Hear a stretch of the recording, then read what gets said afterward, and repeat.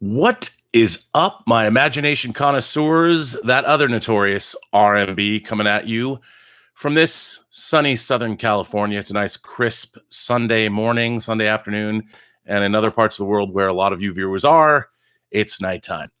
Anyway, it's a good day today. I am drinking, of course, California Creamin' from the Mother Earth Brewing Company. Somebody asked me about that beer. Where do you get it? I used to only be able to get it in single bottles. Now you can find it in sixers at Trader Joe's, which is great. It's fantastic.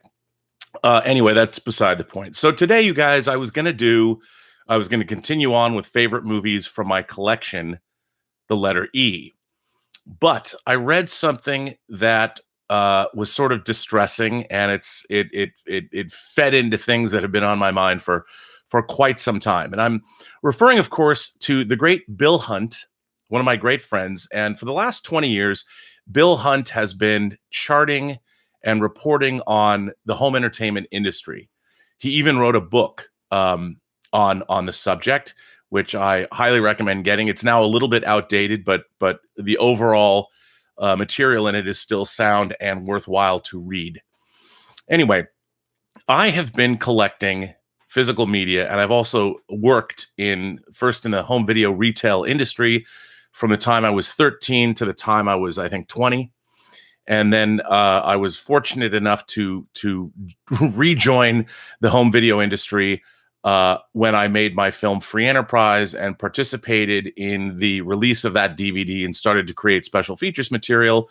Then I worked for Curdy Pellerin, and for 15 years, I had a pretty good career creating special features for DVDs and Blu-rays, working on, some of the biggest movies Hollywood made: Lord of the Rings, Chronicles of Narnia, Superman Returns, the first two X-Men movies, even Michael Davis's wonderful Shoot 'Em Up. If you like that, I did an hour-long documentary on that film with the able assist of my compatriot Dave Parker.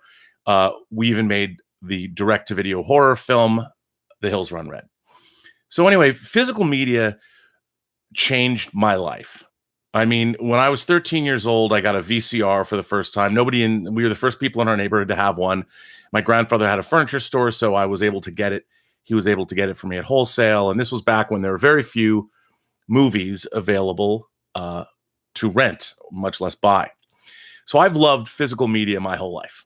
The idea that you could take movies home and watch them. I was a movie fanatic kid, but to be able to take them home and watch them, most of you lived in a world where that was already possible. But to have lived in a world where that wasn't possible, and I started buying Super 8 versions of films, cut down versions of films out of the back of Famous Monsters magazine. It was to be able to own a movie and watch it whenever you wanted, changed my life in such a profound way, because suddenly movies were not just entertainments, they were now something to be studied. And I became very serious about my desire. Like, I always wanted to make movies, but when I started working at a video store, when I was 13 and shouldn't have been, but I was hanging out at this video store anyway, so the guys put me to work. What else were they going to do? It was fantastic.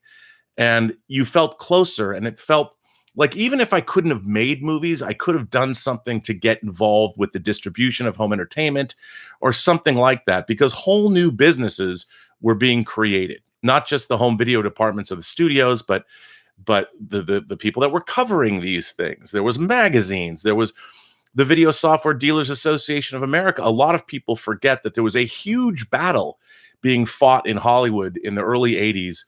A lot of people hated home entertainment. I remember reading a quote from Steven Spielberg, and I'm paraphrasing, where he said that all the blood, sweat, and tears that he put into making Close Encounters was to see it, the movie in a cassette that could fit in the palm of your hand was more than a little disconcerting.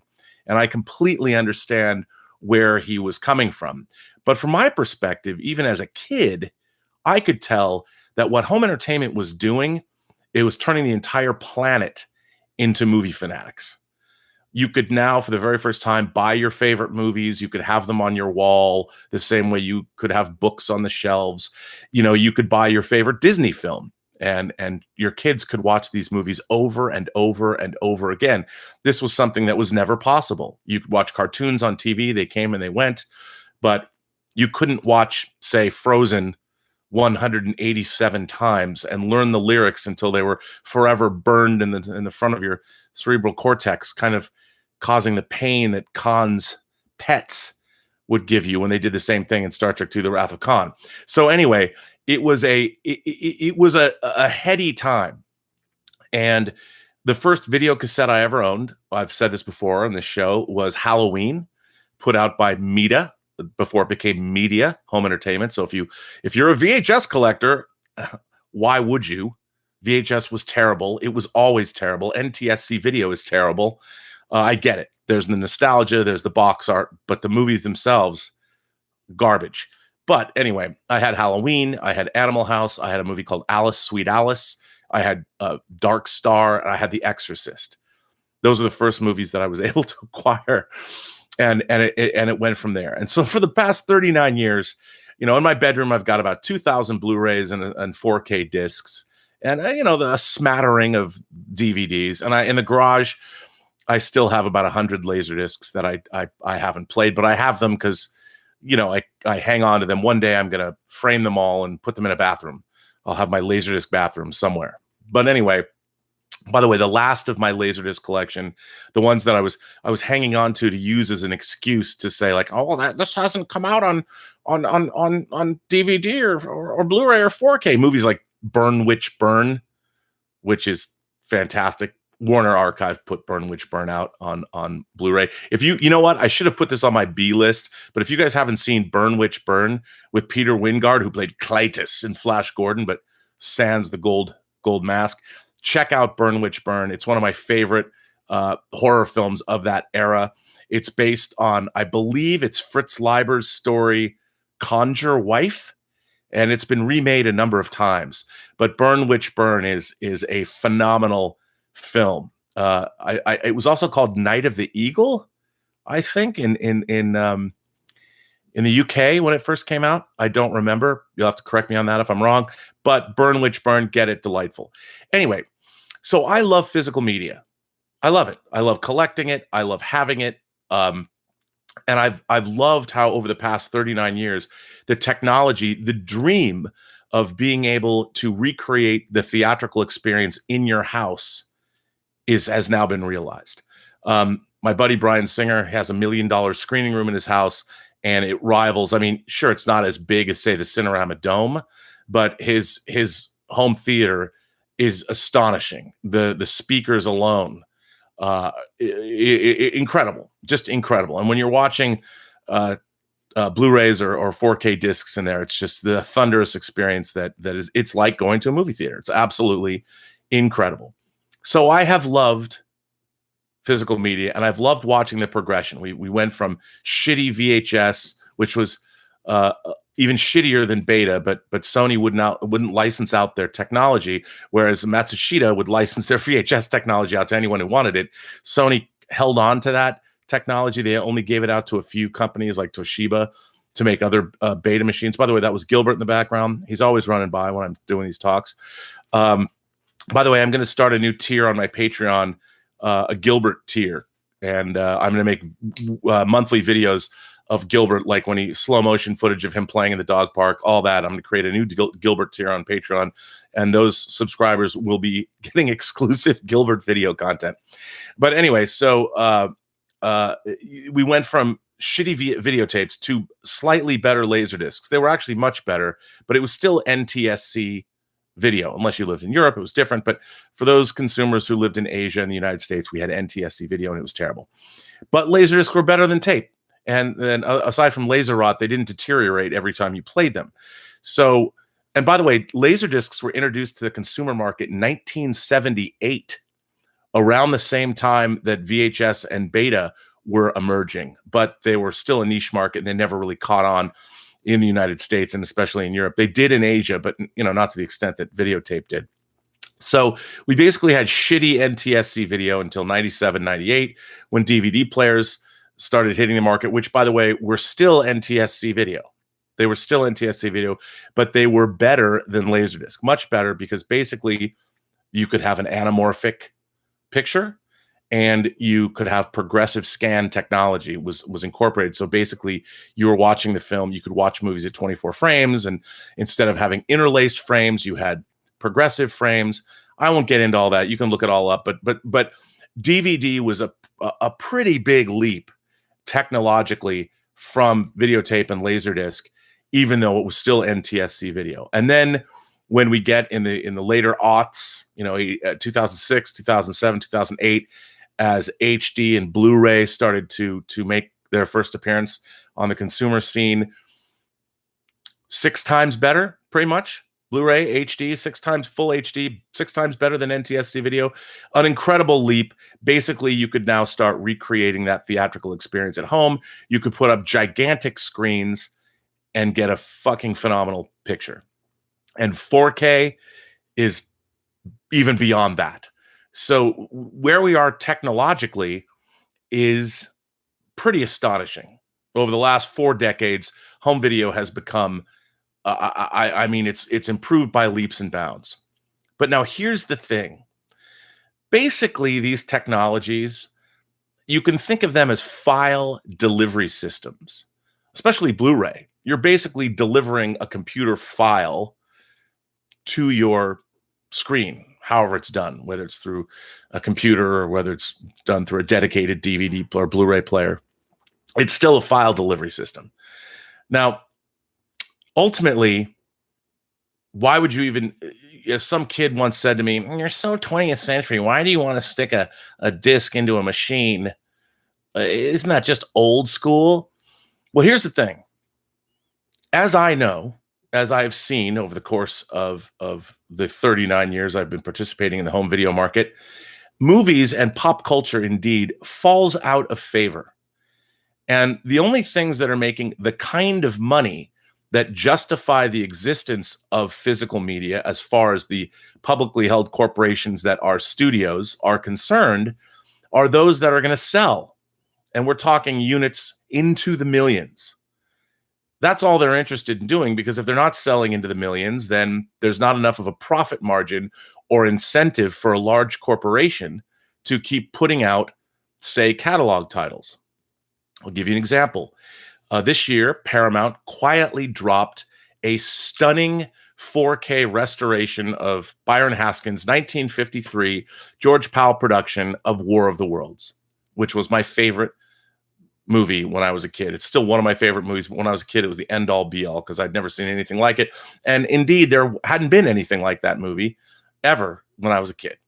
They put this movie, they dropped it this year on iTunes. They even removed the wires from when the Martian war machine rises out of the gully. You can't see. It's a beautiful, stunning restoration. Is it on a disc? No. It only exists on iTunes. You cannot buy the new version of War of the Worlds on any physical media. Because really, why bother? Even I know how many people would buy the original War of the Worlds on a 4K disc. Now, I know many of you who are watching me now would say, "Oh, I would, as would I. I'd be first in line. I'd pre-order that shit on Amazon and it would arrive on release date." I promise you it would. But there's not enough people on the planet Earth right now that give a rat's ass about War of the Worlds on 4K. It's just true. As I spoke about, is all content created equal a few days ago? The fact of the matter is, movies are pop culture. And as our pop culture moves forward, many, many, many movies get left behind. They get left in the dust. They get left to the sands of history. And as we are seeing, how much of our cinematic legacy pre-1930 has been lost to the sands of time. A great deal of it has been lost. And when was the last time any of you watched a silent movie? Maybe you watched the restoration of Metropolis. Maybe you watched Murnau's Sunrise in a class, Man with a Movie Camera, whatever, But no one, for the most part, there's a beautiful restoration of From the Earth to the Moon, George Méliès's version. When did you watch that? Did you buy that on Blu-ray? It's beautiful. There's a great steelbook for it even. But who's going to watch in 1914 or whenever it came out? I don't know the exact date. Metropolis was 27. Who's going to watch that these days? And as pop culture moves forward, a lot of movies are just getting left behind because the amount of people that would purchase these movies on any kind of a home video format is diminishing every single year, which is unfortunate. But I understand that movies are definitely the movies have basically existed. Silent films existed for 30 years, since the late 1800s up to the advent of sound in the late 20s. And as soon as sound came in, silent films were dead. They were gone. Nobody cared. Now, it's interesting from a historical standpoint when you go to the cinema, or you go to school, cinema school. Now you go to a film school, you delve into silent films. But let me tell you something. Let me tell you the great secret. Even film students don't give a fuck. We don't. I mean, you can learn, like Sergei Eisenstein, who made the Battleship Potemkin, his 5 levels of montage. I learned editing. I learned the whole theory behind film editing from a book Eisenstein wrote, 20s, I believe. Nobody cares now. You can go read Walter Murchis in the blink of an eye and learn a hell of a lot more about film editing than you can by reading Eisenstein's book. Well, I don't think, I think it's called Sculpting in Time. Sculpting in Time was Eisenstein's book. I don't think you shouldn't read Eisenstein's book, but the fact of the matter is you're going to be hard pressed to get anything of use out of that book now if you're learning how to become a film editor today. I mean, film editing itself, nonlinear editing changed the way I thought. My brain, I'm convinced, if you read Neil Stephenson's Snow Crash and about how language can change the structure of your brain, that's what nonlinear editing did to my brain in the mid-90s when I picked up the Avid for the first time. So movies and where they're at now is a very different place, even say culturally, than say the 1960s. When was the last time you watched a Truffaut film? Or an Antonioni movie, or my beloved Andrei Tarkovsky? When was the last time you ever put on one of those films? And if you did, first of all, congratulations. Second of all, even I'll admit, they're a rough slog. You know, I'm not going to tell some 25-year-old kid, any 25-year-old kid, that they should go back and watch Stalker right off the bat. They're going to not like me, and they're not going to like Tarkovsky. I mean, I'm not saying that's true of all of you, but the fact is, time marches on, and I, my friends, am a futurist. You will never, ever catch me with a shotgun on my lawn, pointing it at those newfangled kids with those newfangled contraptions in their hands, screaming, "Get off my lawn." I'd be the first guy to invite them up in a non-creepy, weird, threatening way, pour them some lemonade, and ask, "What is this, kid? What is this device that you have in your hand?" I was on, you know how I got to start reading comic books again in the early 80s? I was on my paper route. I was delivering the paper to the Cullens, and Robbie Cullen, who's a kid younger than me, had a copy of Camelot 3000 #4 in his hand, and he was reading it.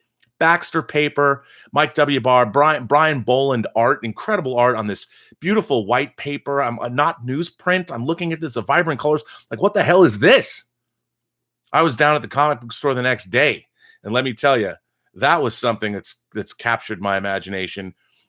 Even to this day. But I don't even buy comic books anymore. I buy the big, thick omnibuses, and even those, I don't even know why I buy, because I can just subscribe to Comixology and get half of DC's output for their entirety of existence for the last almost 80 years. So even I understand.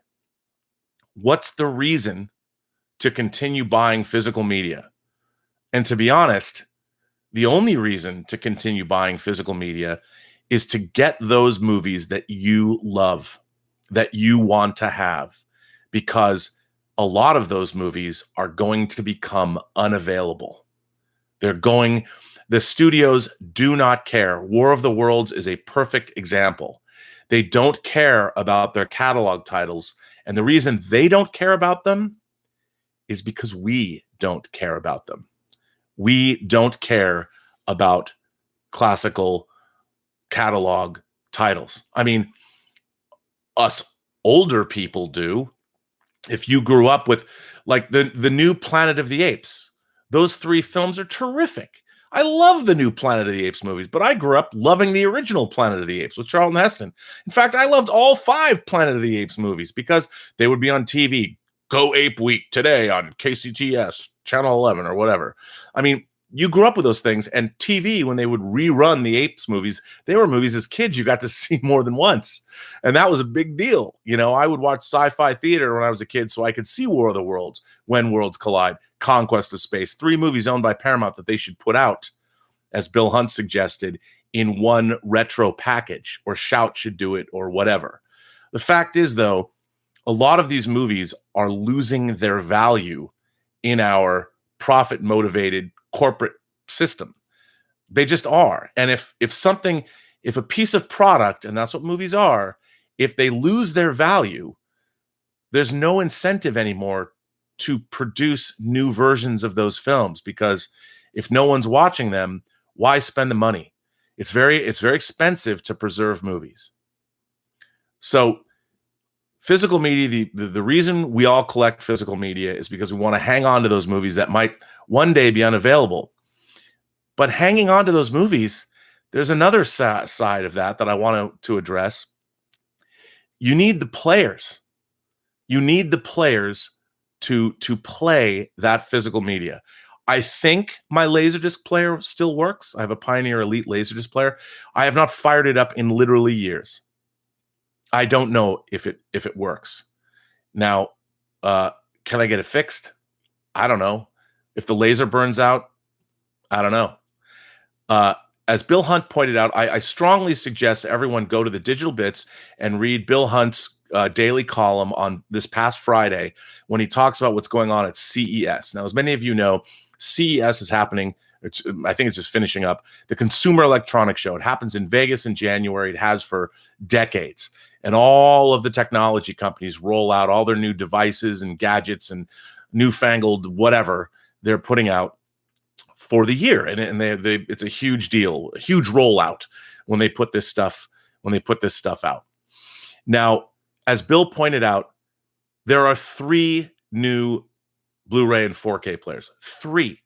There used to be dozens. There's 3 new ones. That's it. The studios are touting, well, we're going to move to 8K.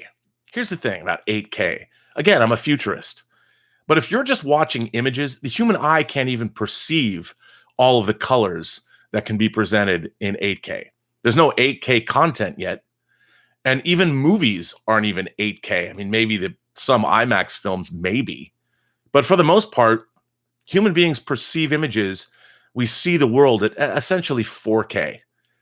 And that's if you've got the best vision. So moving into 8K, maybe there's reasons if you can make 8K cameras for NASA when we're landing on asteroids or Mars or foreign countries or whatever, fun to spy on the Russians, 8K cameras or imaging systems might be helpful.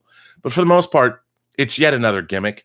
We've basically reached the ceiling of that kind of technology that we're going to use for home entertainment. And if you can't get devices to play your physical media, how can you have physical media? Physical media is being forced out of existence. Why is it being forced out of existence?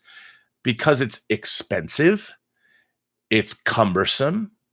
The studios, why do they want you to own their movies at all? What benefit do they have by selling you one film that they can never, or they never have to sell you again? So they want to get rid of it. Why? Then they control.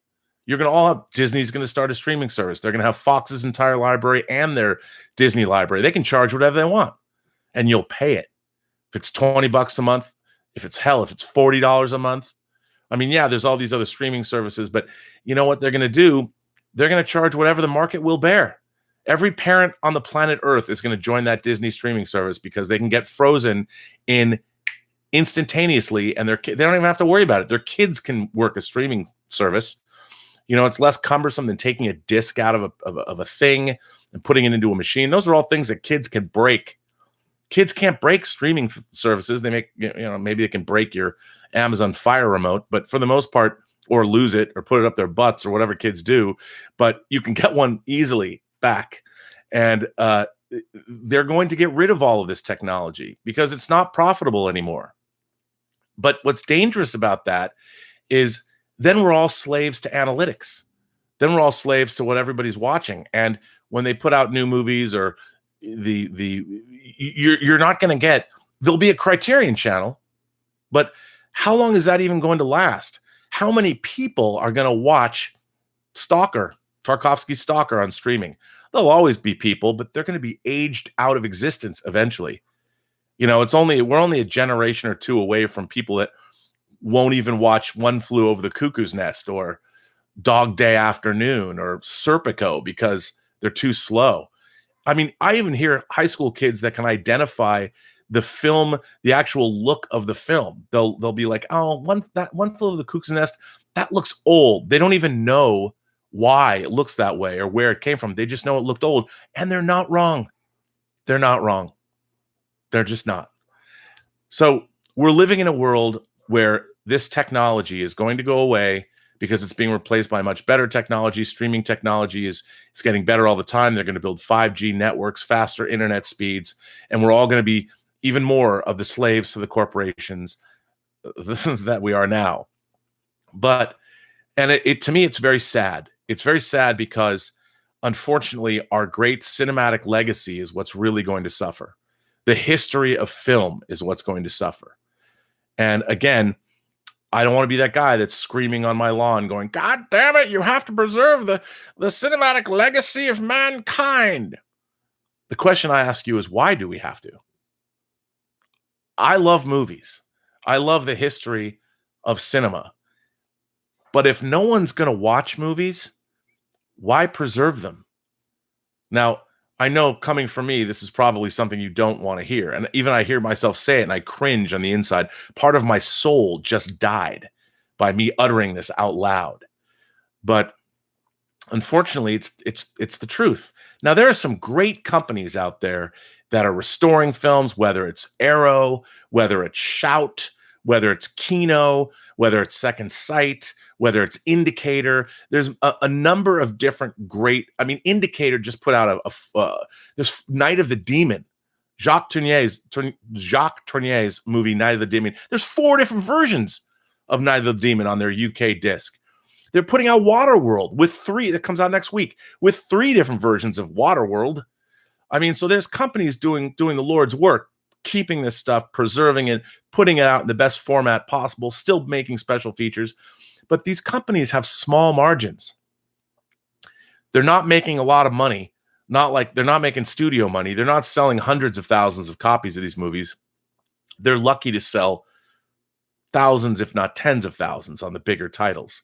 I think Suspiria might have sold out its 40,000 run. The Synapse, the beautiful restoration that Don May was responsible for of Suspiria, might have sold out 40,000, maybe 50,000 copies.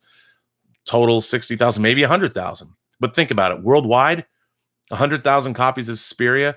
But when that finally lands on some streaming service, millions and millions of people can watch Suspiria, and it wouldn't have cost anything other than the restoration. So, as much as I'm loath to admit it, movies and physical media will go away.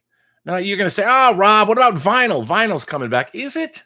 Is vinyl really coming back? I mean, yeah, there's an article that comes out, oh, a vinyl record made the top whatever for the first time in however many years since Tower Records went away.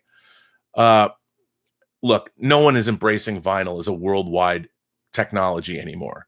Music, CDs are going to go away. How long are CDs going to last? I mean, I still have CDs. Like I look here on my desk. Here's the soundtrack to Blade Runner 2049. I love this CD. But the only reason it's sitting on my desk is because I already digitized, by the way, without any kind of compression. I already digitized this soundtrack. I just have it here because it's cool, and I haven't bothered to get up and walk and slide it into my soundtrack shelf. And it's been sitting here for months, but I've had it in my computer and I've been listening to it. I mean, if I could just, who amongst you buys CDs anymore? And if you do buy CDs, why? And I've heard people say, I like the smell. I like the smell too.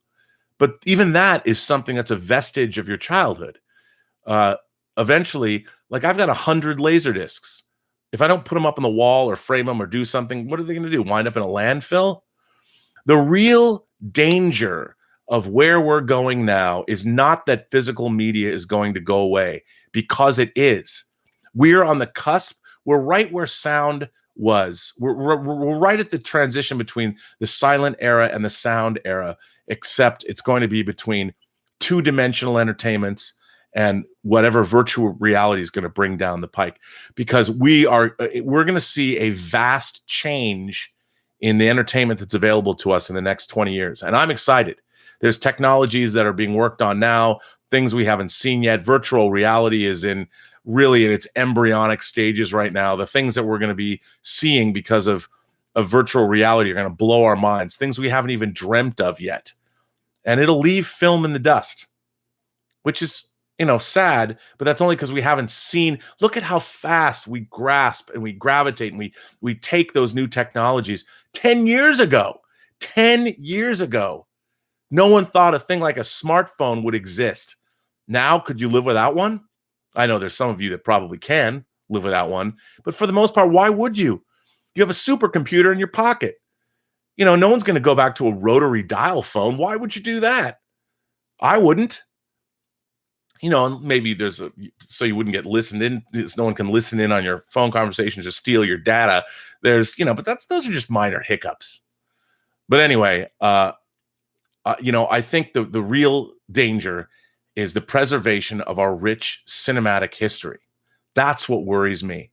And these smaller home video companies are doing great work preserving these films, putting out various new versions of these movies. I mean, I get excited about Night of the Demon. I ordered it. It's coming from the UK, from Arrow UK. But how many of you have even heard of Night of the Demon? I know. Some of you have. I get it. But for the most part, most people haven't seen Night of the Demon or heard of it. You've probably seen the black and white picture of the actual creature from Night of the Demon because it's one of the best creatures ever. But most people don't care. They don't. Warner Archive putting out amazing stuff. Warner Archive is preserving Warner Brothers' rich cinematic legacy, and they're putting it out. But how many people are buying those discs? Not a lot. And I'm just happy that all of these movies are getting preserved. It's my hope that a streaming service, whether it's Disney, that they'll preserve everything and just put up their entire legacy. And hopefully it's archived somewhere. So when somebody decides to finally use an EMP or some kind of electronic device and brings down the grid, that all of those movies are preserved and archived properly. If they only exist in digital form, that's dangerous too. But anyway, this is just what I was thinking about. I want to know what you guys have to think about. So I'm going to go up, as I always do, to the top of the questions, and I will answer the super chat questions first, and then I will go and answer as many of your questions as the market will bear until you're tired of listening to me talk. So anyway, here we go. Wake me up when we get there, huh? Says, first of all, let me put on my glasses. Wake me up when we get there, says, $5. Oh, thanks for that. Just wanted to support the guy that I think is one of the most knowledgeable persons in the movie business. Well, I thank you. I thank you for that. I'm knowledgeable about some things. There's many people that I think are smarter than me, but I appreciate you saying so. I do try and keep an open mind and try and be thoughtful. I once heard somebody say that you should never stop thinking about things, because if you think you know something, if you think you really know something, then you stop thinking about it. And if you stop thinking about it, it doesn't allow you to change or alter or evolve your opinion. And in the kind of world that we're living in now, it's a constant evolution. So whatever you think you know, always kind of circle back around and check yourself and see, do you really know? I don't know. Olenti says, the problem with physical media is you're running out of players. I still have VHS tapes, but the last VCR I owned stopped working a decade ago. Olenti, couldn't agree more. Players, my dearly beloved Oppo player. I didn't have a 4K. I was not fortunate enough to buy a 4K Oppo player before they stopped making them, even though they just added a firmware update that gives you Dolby HDR10 and Dolby Vision. So I loved when Oppo, one of my favorite electronics companies ever, Oppo stopped making players last year, and my Oppo player died. The discs, the lasers burned out. I probably could fix it, but you know what I did? I hate to admit this. I loved my high-end Oppo player. I went and bought a pretty cheap Sony 4K region-free disc player, and I bought it from a company in Chicago, a family-owned company in Chicago, and I forget their name, but I found them on Amazon, and it's a cheap Blu-ray player. I've never had cheap players. I always bought Pioneer Elite. I was a complete home video snob. I replaced my beloved Oppo player with this cheap Sony player. It's cheap because it's made cheap, but it works like a champ. I love this thing. It updates the software all the time. You use one button to switch between the regions, where my Oppo player, I had to program that thing. It's great. I love it. And I have to let go. I mean, it's like going from a Lamborghini to a Yugo. But you know what? Do I really need a Lamborghini? I mean, do I? If I had Bryan Singer's home theater system, I would, because I would probably need that kind of thing. But even I'm like, man, as long as it plays my discs, and I was never that guy. Never that guy. I become that guy. And, even I admit, I'd rather sit in bed and flip through Netflix, and I'll be like, oh, do you know, I'm going to admit something. I discovered Indiana Jones and the Raiders of the Lost Ark on Netflix. Now, I have the Raiders box set on Blu-ray, literally 6 paces from my bed. Now, did I get up, walk those 6 paces, take out the disc, put it in the player, crank up the volume, or did I just hit click on Netflix? What do you think I did? I know. I hang my head in shame. I'm like Cersei Lannister walking down King's Landing, and everyone's going, shame, shame, shame. I feel that way about my beloved physical media. Sometimes there was one time, a long time ago, not a long time ago, 6 or 7 years ago, I came home. I was probably more drunk than I thought. I actually hugged my IKEA Billy bookshelf that I just alphabetized all my discs, 2 levels deep. I hugged it. I was drunk, but I was hugging my Billy bookcase full of Blu-ray discs, because it was so great that all these movies I had filled up two layers deep. Tell you, that's how crazy I am for physical media. But anyway, Olenti has another question here. Let me see. It just disappeared. Olenti says, I'm not nostalgic about tapes, CDs, or DVDs, but I'll miss books. I don't want to listen to my books or read them on a device. I want to turn the pages. Olenti, dude, I am with you. In my Imaginarium, I have thousands of books. There's this book right here, the Toshin Star Wars Archives. It's 14 pounds. That's how thick the paper is. You open it up and it smells like that smell of not just great coated paper, but photographs, and you just open it and the smell wafts over you, and it's amazing. And feeling the weight on your legs, it feels substantial. When I read something on a Kindle or something in virtual space, it's like, I still love my books, but when I'm dead, someone's going to have to do something with those books. And I fear that if I die, let's say I live for another 30 years or something, who's going to want them? Like, who's going to want my Jack Kirby Fourth World 1,200-page omnibus? I don't know. Someone, when I die, someone's going to have a really fun time just giving all my stuff away or selling it.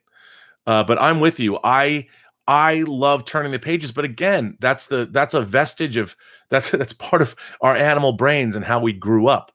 Eventually, who's going to want to do that? People are going to be like, God, why are you going to have books in your house? They're just taking up room. I don't know. I mean, I love books. I love looking at the spines. One of the great things about books is when you have lots of books and you've read most of them, you just look at the spines and you get to think to yourself, I'm a smart man because I read all of that stuff. Sure, a lot of it might be Ed Brubaker's entire run on Captain America, but it was a good run. So, you can think of yourself as being, I guess, smart. But I'm with you right there. Brewies with Matt says, long live physical media. I love my 4K and Blu-ray. Well, Brewies with Matt, once again, I'm taking a sip from Callie Creaman from the Mother Earth Brewing Company because it's great. So there's a brewy with you, sir. Yes, I agree with you. I love my 4K media. I love opening it up. But even that, like, how often, look at a company like Arrow. They'll make these The Apartment. You get the Scarlet box of the first 3 Hellraiser movies, or their Phantasm box. Beautiful. Just you open it up. comes with a silver sphere and a booklet, or just great stuff, and it's on your shelf. It's just amazing. Or Shout Factory will give you what's called in industry parlance an O-ring. Those cardboard sleeves that you slide the Blu-ray pack out of, those are called O-rings. And I love those. I love getting those. But how often do we get those anymore? How often do we get? When was the last time Warner Brothers made one of their booklets like they made for Shawshank Redemption or Silverado? Columbia made one for Silverado. Nobody cares. We don't even get animated menus on screens anymore. Thank God Warner Brothers gave us that beautiful 2001 package for the 4K. But let me tell you something else, kids. Let me tell you something else. Do you know that there is not one Blu-ray manufacturing facility in North America? There is not. Or maybe, I guess Mexico is part of North America. There's one in Mexico. One. There's one replication facility left here on the continent. That's it. That's why 2001 was delayed, because they couldn't replicate enough. And that's why a lot of discs are getting delayed. There's no replication facilities anymore. I mean, how long until we can't get discs at all? I mean, Shout Factory and Arrow, they're not making tens or hundreds of thousands of copies. Indicator out of the UK, which is doing a phenomenal job. You should just buy Indicator discs just because. I mean, they put out Antonioni's The Passenger. They did the great Sinbad box sets. They're great. Indicator rules. So that's terrible. James Bonner says, no matter how convenient Vudu, Google Play, etc. are, they will never be as much fun as heading to the local video store. I agree with you. But again, the video stores were great because there was an excitement level there. You knew that when you went into the video store, if you went in with, say, a date or your family, it was a thing. You went to this place. You had to make the effort to go get movies. So what video stores did was they instilled an importance and a joy, and they gave movies, they elevated them. They made them an event. But when you just have a streaming service like Netflix and all movies are equal, nobody's curating these movies. Nobody's giving you much of a background on these movies. It's just there with a paragraph on what they're about. That's it. And all movies, I guess, are created equal. And that's who's going to, unless you're a film historian or you decide to go to Wikipedia and read up on everything that you are going to watch, which nobody's ever going to do. Movies have become, like music, ubiquitous. We've stripped the meaning away from movies, from all content. It's all just a file to be consumed, to watch.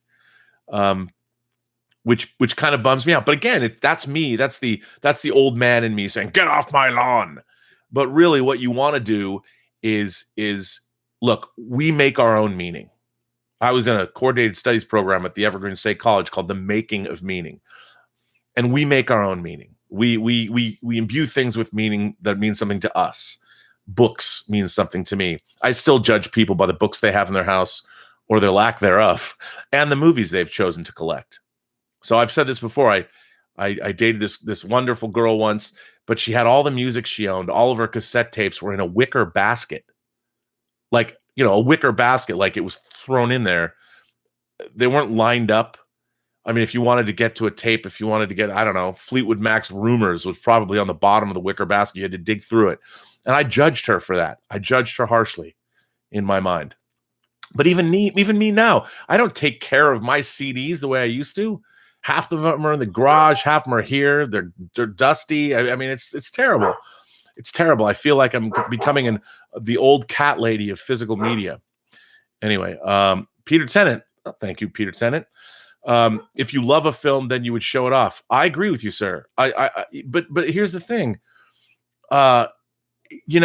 People are going to love films now, but even the very idea that you would show it off is changing. Why do you have to? It's online. I mean, I have bought all the seasons of Game of Thrones on Blu-ray. They've even started to come out on 4K. I haven't bought the 4K versions, but I have all the seasons of Game of Thrones on Blu-ray. Do I watch them?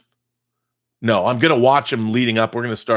Elizabeth and I are going to start a Game of Thrones rewatch. I'm going to go through all 7 seasons and watch them all again. But after that, Will I ever watch my Blu-rays of Game of Thrones? They're expensive. I probably spend what, $80 a box for those. But like my character in Free Enterprise said, sometimes it's just enough to know that they're there. You just want to have them there because maybe one day that mythical day might come where we watched Mad Men. I have Mad Men on Blu-ray, and we watched those this year. But am I ever going to watch Mad Men again? There's so much to watch. So, I don't know. I don't know if I'm going to watch Mad Men again. Who knows? Who knows? I'm still coming down and finding any more. Okay. Oh, Tom Martin said, thank you for this, Tommy. Tommy asks or says, you should get the book Norse Mythology by the great Neil Gaiman. It's a retelling of all the Norse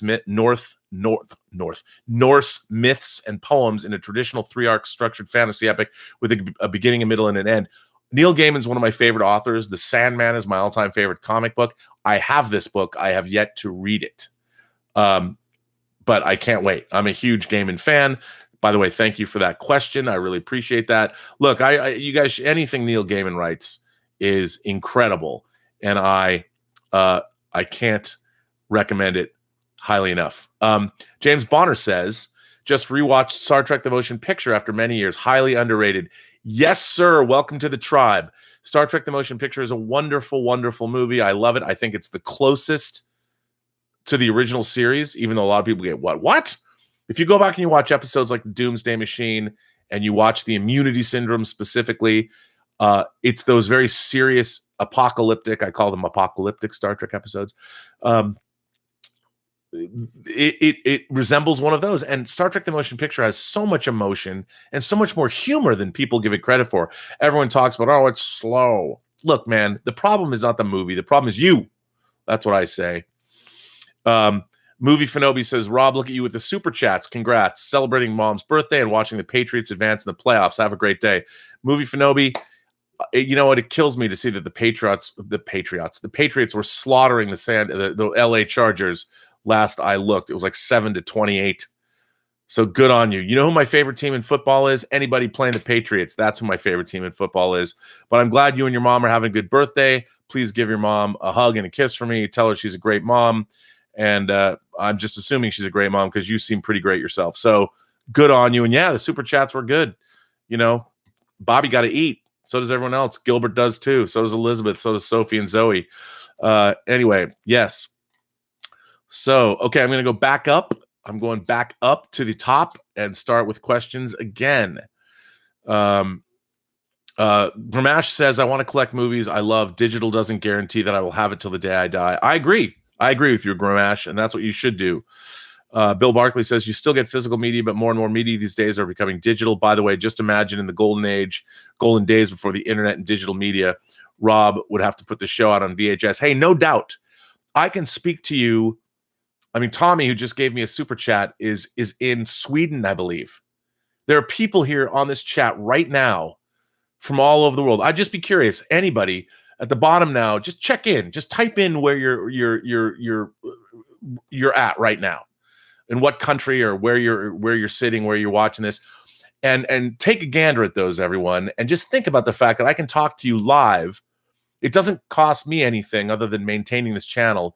I'm being provided a forum and the technology to speak to you live across the planet. This is astonishing. This kind of technology is amazing, and that's the kind of work that we live in. And isn't that amazing? And isn't that something to be astonished by? That's the world we live in, man. I mean, if you guys want to read a cool book, read Steven Pinker's Age of Enlightenment that recently came out. I think it's only in hardcover now. Maybe it's in paperback. He's basically a social scientist. You see him a lot on Dave Rubin and a lot of these shows, but he basically wrote a book that's talking about how we live, despite all of the horrible things that happen on this planet, we live in the best age that mankind has ever lived in, and it's getting better all the time. And I really believe that. We concentrate on the worst things. I mean, we've got technology. CES showed us technology, where we're going. It's incredible. Where we live is incredible. Have you been watching what SpaceX did the other day, just a few days ago? I know some of you will be like, well, they're going to lay off 10% of the workforce. Look, things happen in fits and starts, but we are living in incredible times. There's incredible technology. The only problem is we are not progressing as fast as our technology is. We we're all angry at one another. Everyone's talking about being more oppressed than they've ever been, which is not true. There is less. Do we still have a long way to go? Yes. But there is less oppression than there has ever been on this planet. Now, that doesn't mean it's perfect, and that certainly doesn't mean we can't do better. But there is less oppression happening now amongst everybody than there has ever been. And it's getting better all the time. And yet everyone is so angry. Why are we all angry all the time? Why are we engaging in the oppression Olympics? It's just ridiculous. Look at the opportunities that technology is presenting to all of us. Me talking to you right now is proof positive that there's a lot going on, and all we have to do is use it. Vesna's here from Bosnia. Hello, Robert, and everybody in the chat room. First of all, I want to tell you, you made me cry yesterday. I'm sorry I did that. And believe me, it's not easy. I'm sorry. I miss all physical media, even those smelly letters. Me too. No one writes letters anymore. You can write email. Vesna goes on to say, people nowadays can't recognize the handwritings of their siblings because everything is digital. I agree with you, man. I agree with you. Even I don't even recognize my own signature anymore. Olenti says, I have a DVD player in my room that I haven't played anything on in years. Sometimes I'll rent something from Redbox, but I'm not likely to buy a DVD or a Blu-ray to keep. I know, man. I know. Wake Me When We Get There House says, there's just something special and organic about physical media. The artwork, the smell are things that a digital purchase can just not do. I agree.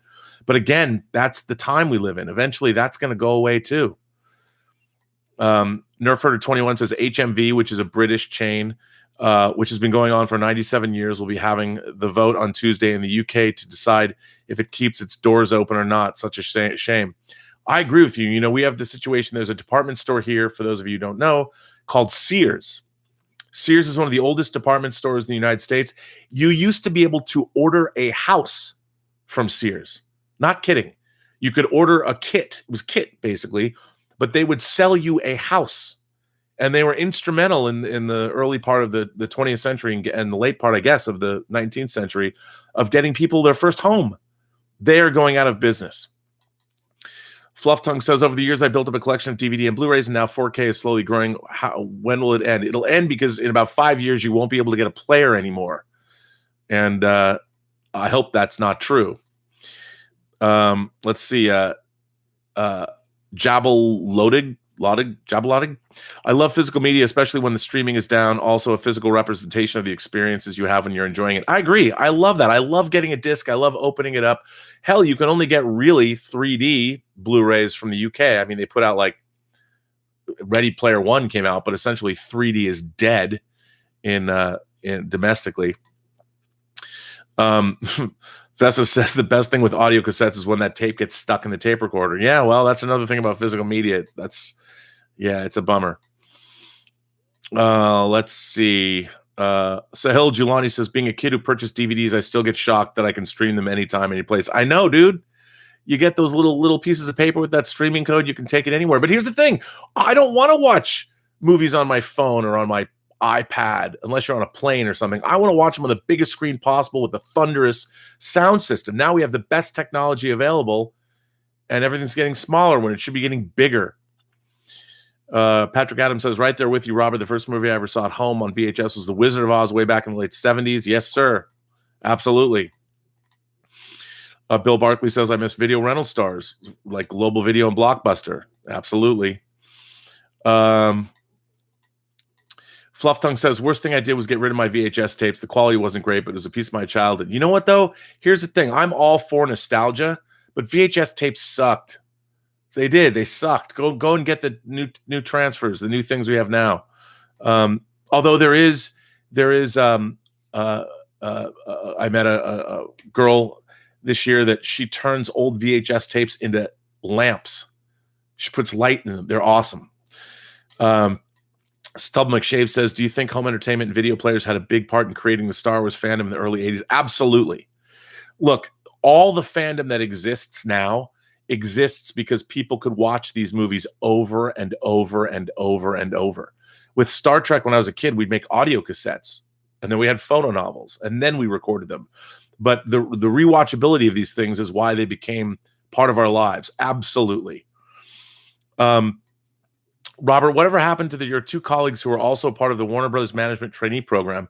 Did they go on to have illustrious careers in Hollywood? You know what? I don't know. I've heard John Labib did, and that he went on, and I guess he was a UPM on films. It's kind of a unit production manager is a person who oversees. They go from film to film to film, overseeing the production, running basically a production. It's like a general in an army campaign. And then I don't know what happened to Jamie Johnson. I don't know, to be honest. Idiot Head said Schweiger is one of my favorite parts of Free Enterprise. What's he up to lately? Well, Dan Schweiger is working in films. What Dan does is he temp tracks movies. So when a movie is, before it's finished, a Hollywood movie will get temp tracked with music, and then they show it to test audiences to get a feel of how the movie works. So Dan's doing that. He's also writing a number of film columns. He's also doing acting. He's in Phantasm 5. You can see him get killed in the beginning of Phantasm Ravager. And he's a father now. He's married. His wife Penka is a composer and has put out both original albums and has been scoring movies. So Dan is around. You should find him. He's on Facebook, Daniel Schweiger. He'd love to hear from you. Tell him I said to look him up. And remember, tell him that the only bush he ever saw was in his front yard. He'll love that. Let's see. I'll go down. Howell's Hollywood Reviews. Hello. Hope you're having an awesome day. I've been buying DVDs since 1977 and obviously buying Blu-rays. I have too many movies to stop now. Love the physical media. I do too. I mean, I buy a lot less than I used to buy for two reasons. One, economics.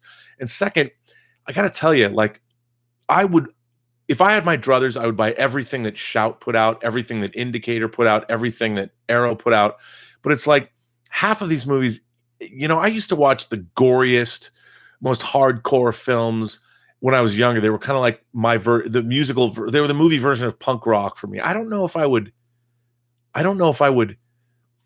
There's just things I'll buy, but I'm never going to watch them again. I'll get something like Adventures of Buckaroo Banzai, or when Shout Select put out John Landis's Into the Night. I bought that because I like those movies. But I don't know if I'd go back. And there's a lot of horror movies today, especially slasher films and all that. There's just not a lot there anymore that I watch. I'll watch a movie like Suspiria because of the craft and I don't mean to disrespect slasher movies or those people that like slasher movies. For me, there's a lot less. I have a lot less use for them than I did when I was a kid. When I was a kid, you had to see everything. I felt I had to see everything. And I felt I had to own everything. Like if someone came over to my house, that if they asked me for a movie, I prided myself on having them. Like, I've got that. It's like it was a point of pride. I don't feel that way anymore. Brews with Matt says, hey, Brews, one more to you. Brews with Matt says, hey, Rob, I'd love to see a list of your 4K collection. I don't have a lot of 4K discs. I probably got 30, 35. Don't have a lot. However, when something like The Matrix comes out, Bill Hunt showed me the 4K of The Matrix. I had to get that because it's so far superior to The Matrix that has been available on Blu-ray and Die Hard, for instance. You got to get Die Hard because never has Jan de Bont cinematography in Die Hard or Basic Instinct looked good on home video. The 4K of Die Hard is incredible. And when they get the 4K of the Predator, the 4K of not the Predator, of Predator, the first John McTiernan's 87 Predator, that looks so much better on 4K. 2001, when they actually go back and remaster, a lot of movies, exist digitally, especially like Lord of the Rings. If they did 4K versions of Lord of the Rings, they'd have to go restore them all. They just weren't finished ever at 4K. So maybe you'll get a bit of a bump, but if they can do something in HDR10 or Dolby Vision, it's worth getting. Idiot Head said, you said last show that you went to concerts in the past. What was your first concert? Mine was White Zombie and the Ramones in 95. My first rock concert was Kiss, the Destroyer tour. Yeah. I went with Pam Comstock. I want to say and Jeff Swafford. I think it was 1979. It was awesome. It was before they dumped their makeup the first time. Because I was part of the Kiss army. Dark Hawk Mark says home videos like NASA in the 60s and 70s. We have the moon landing 4K and now going to the space shuttle streaming. Yeah.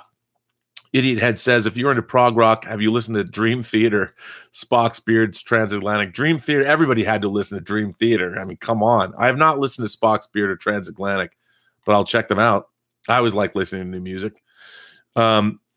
Vesta says, today's technology in 20 years would be an old school. It is. That's exactly right. That's the problem. It all marches on. Look at how technology, I look at the iPhone as a perfect example. We're 12 years. The iPhone just celebrated its 12-year birthday, and no one even can remember the dark times before the Empire, where when the dark times came. It's who can't live without a smartphone now. Darkhawk Mark says Paramount also dropped It's a Wonderful Life in 4K HDR. Yeah, but probably only on. Did they do hard copy of that? Is there a physical copy of that 4K? I don't know. Peter Tennant says I have a rating for film buy on Blu-ray Steelbook. Buy on Blu-ray, buy online, wait till streaming service, don't watch. Yes, I agree. I mean, that's true. Bill Barkley says, speaking of War of the Worlds, Rob, this new 3-part series coming to the BBC is already available for pre-order on DVD on Amazon. Can you imagine? War of the Worlds, an actual Victorian era War of the Worlds, which is the book. For those of you who don't know, the original War of the Worlds took place in Victorian England. So it's going to be period accurate. Brews with Matt. There you go, Matt. Every time, I'm now playing a Brews with Matt drinking game. I only drink when I see a question from you come up. Brews with Matt says, do you know how much it costs to restore, convert a movie to 4K? I do, actually. I actually priced out my own film, Free Enterprise, is unavailable on HD, and I'm hoping to get it out this year. But I did a budget for it, and even you have to scan the negative, you have to clean the negative. To scan the negative and do everything you need to do to really bring it up to par, you're basically looking at $100,000, 85 on the cheap, but basically 85 to 100 grand to do the negative. Now, some people can do it for cheaper, but if you're going to do it properly, that's what you're looking at, because when you're dealing with negative now, it's laborious. It's there's a lot of labor involved, and that's what it costs, and the equipment and there's less and less people dealing with film all the time, which is very scary. Hassan Chavez says, so much knowledge, my head's exploding. Don't let your head explode. You don't want to go down the scanners route. Don't want that to happen.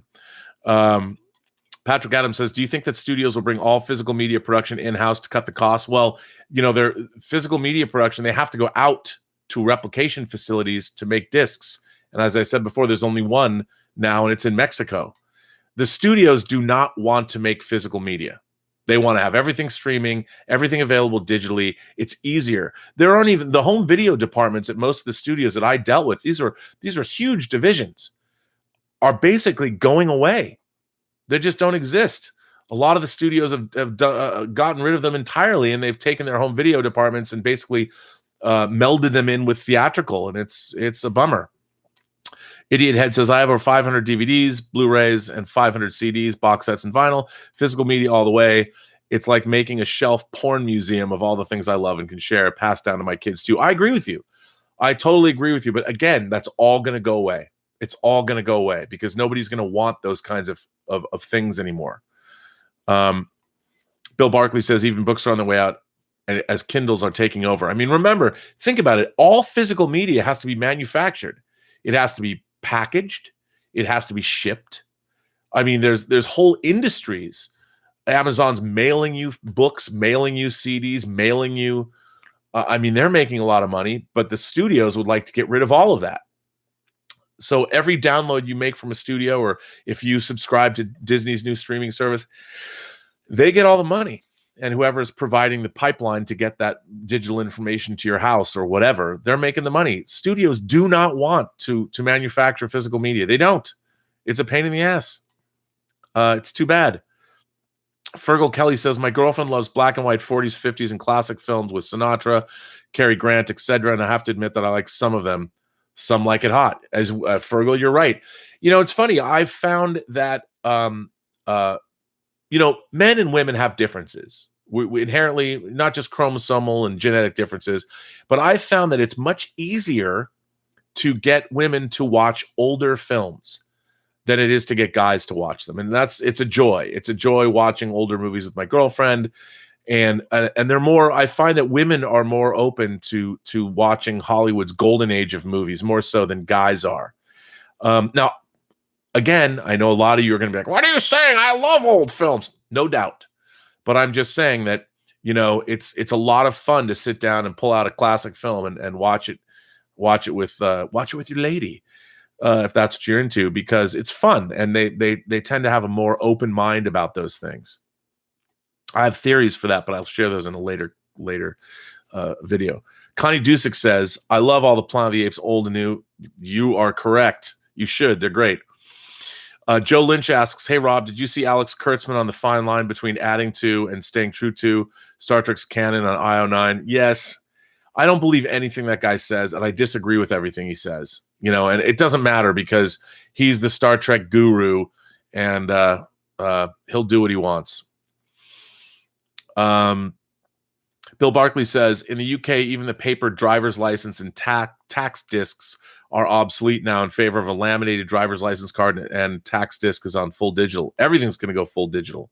And by the way, I'm not one of these people that's like, oh my God, it's the mark of the beast. We're all going to be imprinted with digital numbers. And that means Satan has arrived. No, it just means everything is more convenient. And yes, does that mean that our data is going to be hacked, and the fact that our DNA and what our genetic markers say about our future health is going to be cost us to pay more in healthcare? Yes, all of that is true. It all has to be regulated. It all has to be considered, because there's people that are way, way, way ahead of us. But that's a whole nother kettle of fish. Harris asks, I'm going to watch the Japanese movie Battle Royale tonight. Any good? Well, Harris, if you go back and you watch some of my favorite movies, and you watch my letter B talk, I discuss Battle Royale. Battle Royale. I love Battle Royale. You're going to love it. Please watch it subtitled and not dubbed. You will love Battle Royale. I guarantee you. It's fantastic. Fluff Tongue says, I rewatched 7 last night. Would love to see a sequel, but no idea what it would be about. Seeing Somerset and Mills together would be awesome. Lame idea, but what if John Doe had an assistant? Well, it would kind of take away from John Doe's Machiavellian, horrific plan. But I would love to see those two guys back together again. Olenti says, you love Frozen. Second reference today. How can you not love Frozen? Let's see. Clune Trooper says, I will never stop buying physical media. My brother and I went to Archive in Bridgeport, Connecticut a couple of weeks ago. The guys who run Vinegar Syndrome run the store. It was like going to heaven. For those who don't know, I didn't know that Vinegar Syndrome had a store. Vinegar Syndrome is one of my favorite. They put out cult movies, and they put out like 70s porn titles. They're an incredible, incredible company. They deserve your support. But again, they put out a lot of movies not a lot of people have seen. But last year, at the end of 2017, they put out Liquid Sky, Slava Sukerman's Liquid Sky. They did a stunning transfer, and in a move that made them near and dear to my heart, they put out the Australian movie Body Melt on Blu-ray this year. So good on Vinegar Syndrome. They are awesome. Dale M says, blasphemy, Rob. I will always watch and love One Flew Over the Cuckoo's Nest. Yes, I know. So will I. I watched it over the holidays again. I watched my Blu-ray that comes in a book. It was great, but that won't always be the case. It will be for us, but not for others. Patrick Adams says, do you think the mouse will put specific movie content on streaming service only and never release physical media just so they can get your subscription? Oh, I guarantee it. Absolutely. I mean, Disney, even their recent Blu-ray and 4K releases, the sound mixes, the 4K sound mixes are basically done for streaming. They're getting better at making home video sound mixes, but they absolutely will. They're going to hold back a lot of their catalog. Disney has always been pulling movies they release them on Blu-ray for a short period of time, then they pull them, then they re-release them, like The Lion King. They re-released The Lion King recently, or I think it came out, maybe it hasn't come out yet in 4K. So yes, I mean, you never know. But yeah, of course they're going to do that. All the streaming services are going to pull their physical discs away and only have their streaming services. Is going to be, why would Disney want you to own their movies anymore? That's the thing. They don't want you to. They have done that now because there's been so much profit. I mean, the DVD, the home video, the DVD business basically saved Hollywood in a way. But now the studios don't have to sell you their movies. They don't. They will just have them streaming. So that's kind of a bummer. But it's where the future is going.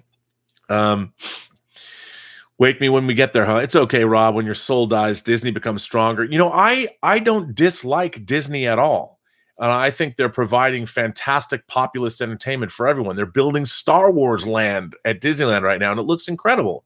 I mean, Disney is really good at what they do. And again, I'm not going to be one of those people lamenting the death of cinema, because there's all kinds of great cinema all around us. It's like listening to Alfonso Cuarón talk about Roma. Roma is an astonishing achievement that would never have been made by a Hollywood studio, even though Alfonso Cuarón made a Harry Potter movie. Like, he made Gravity. He made Children of Men. He's an incredible filmmaker, but nobody wanted to make Roma. Netflix wanted to make Roma. So without Netflix, there probably wouldn't be a Roma for him to, not a Roma, but the movie Roma. It's an incredible achievement, and these people are putting their money where their mouth is. So Disney is making this stuff. So good on them. And what they're doing is very specific. I mean, the fact that you've got Pixar, you've got Marvel, you've got Star Wars, and then you've got Disney proper. I think it's great. It's not like Disney's trying to go make The English Patient, which, by the way, will be part of my E's. So there's a preview. The English Patient is on my list because I love it. I don't care what anyone says. It did win Best Picture, by the way. Bill Barkley says Netflix killed the video stores. Internet shopping is killing the high street stores. Well, that's true. But again, this is an evolution. We're watching a technological evolution before our eyes. And, it's expensive to have brick and mortar shops. It's expensive to have bookstores like Barnes and Noble. As much as I love going into Barnes and Noble, I love going into Barnes and Noble and just wandering around and seeing the books I want to buy. And then I'll go buy them on Amazon because they're cheaper. Amazon's able to keep the cost down. As much as I love Barnes and Noble, and I do have a Barnes and Noble membership, and I do get a discount there, but I get more of a discount through Amazon. And again, this is capitalism. This is how it works. This is the evolution. I think used bookstores are always going to have a place, because there's books that, you go into. I go into big box retailers now, and it's really, even Amazon. You want to find a 20 or 30-year-old paperback, you can't do that. You've got sellers on Amazon, but that's why local bookstores need our support. I think, again, it's just going to change. Wow, let's see. Nenk Salva is here from Indonesia. Nenk, good to see you. Welcome from Indonesia. Have you seen my two favorite Indonesian movies, The Raid and The Raid 2 Barandal? Come on, man. If you guys haven't seen The Raid is on Netflix. I don't know if The Raid 2 is, or as I like to call them, The Rad. The Rad and the sequel, The Rad 2 Even Radder. If you guys haven't seen these movies, you will love them. They're incredible. They were made in Indonesia. I don't even think they could be made in America, because it looks like people really died when they made those movies, and they're awesome. Tony Leap of Faith and Perfect Man Walked on Water says, it's always better to have the original copy in case the computer feels some kind of way. Yeah, I know. But again, even these copies, no matter how many we keep or how great they are, remember that we still need the players to play them on, which is always a problem. Let's see. Jeremy Buckingham says, I buy CDs from J-pop idols since Japan has not really embraced streaming. Jeremy, I am with you. I go to Amazon Japan all the time. I'm always getting stuff from Amazon Japan, Blu-rays or CDs, or I love Amazon Japan. I love everything about Japan. I've never been to Japan, but they still have Tower Records in Japan. So Japan is awesome. And, Japan they still take pride in packaging. I love the Japanese ethos about all of these things. They still have such love of physical media, and I hope it doesn't go away anytime soon. They also, by the way, back in the day when I was buying 12 inches, 12-inch vinyl songs, remixes, I would first go to the Japanese vinyl. If I could find it on Japanese vinyl, I would get that first. Then I would downshift to UK vinyl, and I did whatever I could not to buy American vinyl because it was terrible. Ray Doyle says, Robert, have you seen the new t-shirt design from Zack Snyder depicting what his 5 DC arc would have been? Bruce Wayne would have died protecting a pregnant Lois. I don't think they would have let him do that. Dale M says, my 24-year-old son and 18-year-old daughter both have vinyl players with many records each. My son recently sent a pic from an old Iron Maiden record he bought. Well, you've raised them well. Nank Selva says, my name is Bonnie Fuzi from Indonesia. Response, please. Well, there's your response. Hey, Bonnie Fuzi from Indonesia. Go watch The Raid and The Raid 2. Let's see. Brinsley says, I mainly go digital due to lack of space. I would love to start a movie music collection maybe once I get a bigger apartment. That's also a concern. Again, if you don't have much space, why do you want all this stuff cluttering the space that you do have? Tony Leap of Faith and Perfect Man Walked on Water says, the first smartphone was the World War II wind-up battery pack on the back of a U.S. soldier's back telephone. That's true. Bill Barkley says, at least your Star Trek models and Hot Toys haven't gone digital, and nor will they. Thank God. Sahil Giuliani says, I love 4K so much, but I'm very sad that 3D is dead. It's still alive in other parts of the world. Greg Smith says, I still buy CDs like the recent Purple Rain re-release. Dude, how great is that? For those of you who don't know, Purple Rain was re-released in a 3-disc set with rarities and B-sides. It's awesome. Whenever you can get those remastered discs, it's a great thing. There's a couple of Prince albums that are coming out on vinyl that haven't even been ever released on vinyl this year. Matthew Poole says, I'm a 16mm film collector as well as a hoarder of physical media. I'd love to collect 35mm films, but storage cost is definitely an issue. I know a guy up in Seattle who has he built a movie theater in his backyard, and he has 2 70mm projectors, and half the neighborhood smells like vinegar. Just saying. Tony Leap of Faith and Perfect Man Walked on Water. Oh, look at this. He's busting out some TV movies I talked about the other day. Gargoyles, Jennifer Salt in Gargoyles, William Stevens in Gargoyles, Grayson Hall and Cornell Wilde in Gargoyles. If you haven't seen Gargoyles, it's one of the great TV movies ever made. He also mentions The Night Stalker. The Night Stalker, actually, there's The Night Stalker and The Night Strangler, which were the 2 TV movies made before Kolchak, The Night Stalker, the 1-season TV series was created. Kino just released both of the Night Stalker movies on beautiful Blu-ray. They're great. And Don't Be Afraid of the Dark is available on DVD from Warner Archive. So you can get those. Sharpshooter07 says, will streaming move to another form of physical media sometime in the future? No. We're going to see the end of physical media. It's kind of like when Governor Tarkin talked about the end of the Jedi. Imagine Governor Tarkin said, "You've seen the end of physical media as we know it." That's it. Fergal Kelly says, "Hey, watch Stuckman's Sleepwalkers review. Very good, and all the cameos. Wow, I do watch his reviews, but not many of his hilarity ones. You know what? I hadn't watched any of his hilarity ones until that. Today, my girlfriend and I watched his review of The Happening. It's hilarious. I love Stuckman. You know, if you don't get Stuckmanized, you should. He's really good."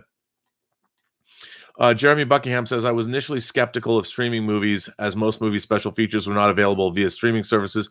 That appears to be changing. Look, I hate the fact that even on discs that were released, my special features for Valley Girl were available for a very short period of time, and they've been resurrected and put back out on the new Shout Select Valley Girl that just came out, which is great.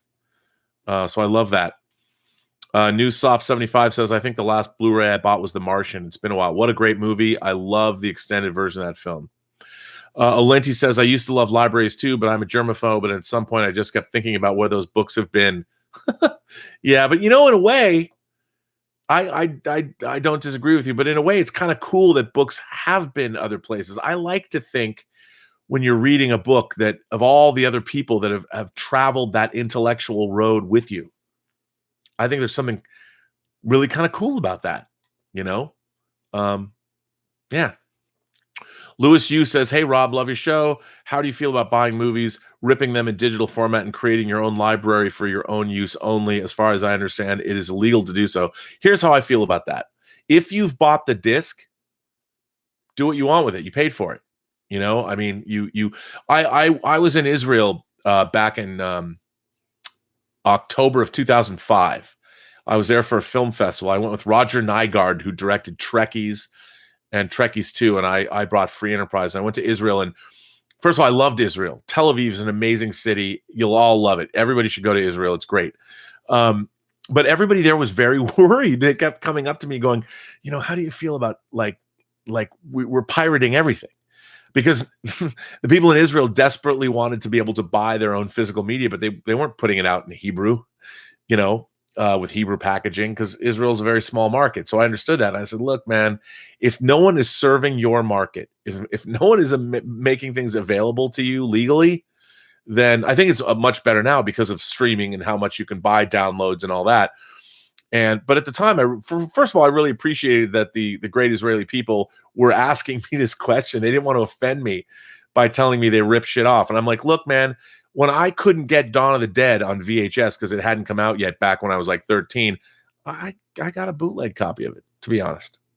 And when the actual version came out, the first Thor EMI videotape that ever came out of Dawn of the Dead, I bought that shit. It was like $100. I bought it. If you can't get it, then you should get it by all means necessary. Grimash says, I'm planning on buying a PS4. Is that player good enough for watching Blu-rays or 4K? I don't know if the PS4, my PS3 was my first Blu-ray player, and I loved it. It was great. It worked great. I loved it. Michael Evans says, the only problem with physical media is I'm running out of CD and Blu-ray space. Will that stop me buying them? No. Well, I've got friends that actually, they take the discs out of the packaging and they put them in binders, those binder pages where you can put all your actual discs, and they put their packaging in the garage somewhere. I mean, you still have to store the packaging, but I think it's a good way to do it. It's just if you're an alphabetizing freak like I am. By the way, I alphabetize my movies by title. I do not go in and sub-alphabetize them by director or genre. It's always by title. Desmond Wolf said, Ed Brubaker is a great writer. Yes, he is. I love Ed Brubaker's writing. Let's see. I just jumped.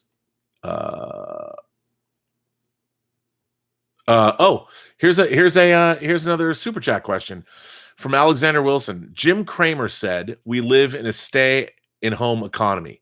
Young people don't want to go out. I feel like streaming will just accelerate as kids get older. I agree with you, Alexander. I think, look, again, we're changing. Everything is we used to have to, the big difference that I feel, especially amongst fans, all of my brethren, all of you, the members of the post-geek singularity community out there, you guys everything is coming to you now. When I was a kid, man, you had to venture out. You had to go sometimes a long way to see an art house movie. You had to go to film festivals to see movies like Liquid Sky. I had to go to Tower Records and scour through the import 12-inch section to find new bands I wanted to hear. You had to scour bookstores. You had to go out into the world. And a byproduct of that is that I was bumping into all kinds of people. I'd meet people as I was out. You'd run into people literally at the record store. I ran into Ray Bradbury once at Tower Records on Sunset. Literally Ray Bradbury, the famous Ray Bradbury. I ended up talking to Ray Bradbury at Tower Records on Sunset Boulevard. So you were out living in the world, and you had to go out and find things. That means you talked to record store clerks, you were talking to other fellow fans, and you were out in the world and you had to go get things. Now you don't have to do that. You can just sit at home and bitch on the internet and get angry about things. So the world has changed, which is kind of a bummer. Let's see. Let's go back up here. Wade Poitras is here from Edmonton. I'm still a purchaser of physical media. I found that my internet access constantly reminds me that it's on the verge of slowing down or cutting out. This is a problem. Bardo Max says he's Irish Vulcan. Michael Evans is here from England.